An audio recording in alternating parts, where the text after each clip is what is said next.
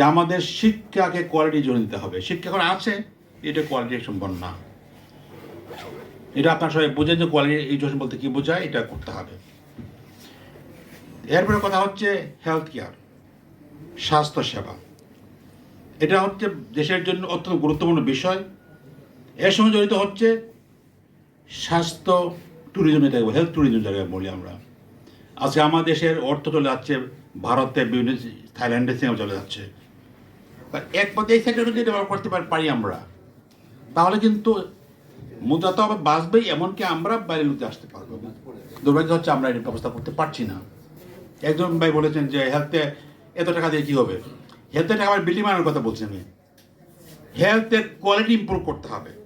আমাদের বিল্ডিংয়ের অভাব হচ্ছে। বিল্ডিং আছে, সব মেডিকেল কলেজগুলোতে বিল্ডিং আছে, হসপিটালের অনেক ব্যবস্থা আছে, কিন্তু হেলথের সার্ভিস নাই, না প্রাইভেটে না।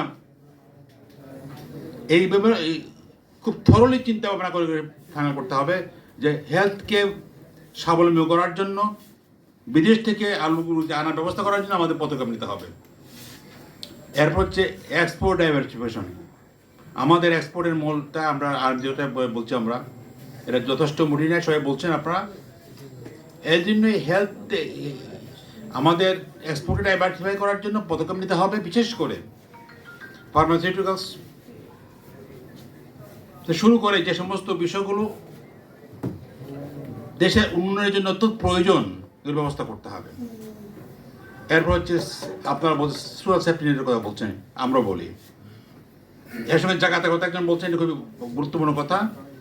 জাকাতের সঙ্গে ইন্টিগ্রেট করে আমাদের সোশ্যাল সেফটি নেটকে ইমপ্রুভ করতে হবে এবং এটা করাপশন ফ্রি করতে হবে।